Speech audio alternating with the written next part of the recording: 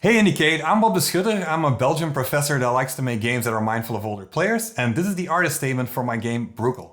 So the marketing summary for Brukel will tell you that it's a first-person exploration game about my 92-year-old grandmother's childhood memories as told in her own voice. And that's pretty much what Brukel is about, but what it doesn't tell you is that my grandmother, well, she's a total badass. And she was born in the Brukel farmhouse in 1925 when life was a lot simpler, but also a lot tougher. You see, by the time that she was 14, she ended up having to manage the household for the family, which included 7 of her siblings. Now, when you play the game, you're gonna learn all about that, but that's really just the beginning. Because, World War II happened. And that Brukel farmhouse, well, it was right on the front line. Now, I don't want to spoil anything, but these stories are really hard to imagine if you've never had to worry about going without shelter, without food, without water, without air. Which is one of the reasons why I wanted to create this experience, because the vast majority of games that deal with war do this from the perspective of the heroic soldier that is trying to save the world from the evil that is the dehumanized enemy.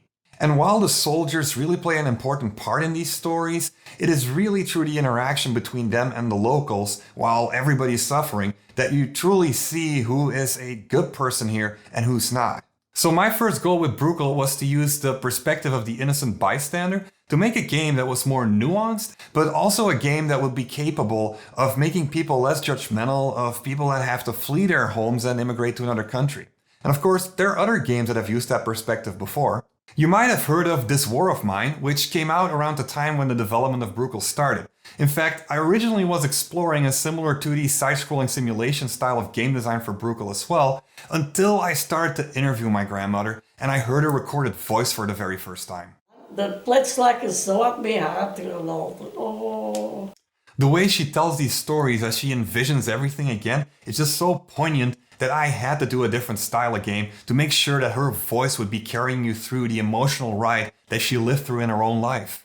So it became an exploration game with some horror elements in which she talks you through everything as you experience it all in first person. Now, when I saw how well that worked in the playtesting, even until the point where my playtesters would forgive me for all my technical limitations, I decided I had to give it a name. So I called it gaminiscing, or reminiscing through interactive, playful experiences, if you will. And over time, that idea took center stage, because it does something that very few games do. If we think about the representation of older adults in games, it's typically a matter of tropes. There's the wise granny that explains or unlocks parts of the game, the granny in distress that really needs your help, the action granny that's over the top for comedic purposes, and the gruesome granny that represents age-related body horror. However, in Brukel, my grandmother is none of the above, as she is represented on her own terms.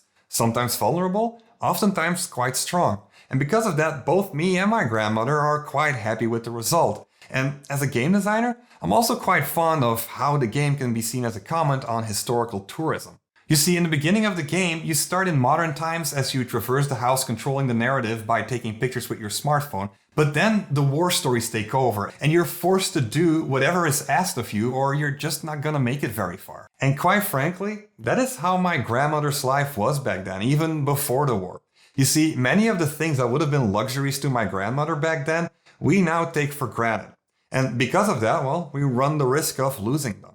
So I hope that Brukel inspires you to gaminize the stories of your loved ones, because we have to make absolutely sure that we will never forget our past. Thanks for listening. Have a great IndieCade.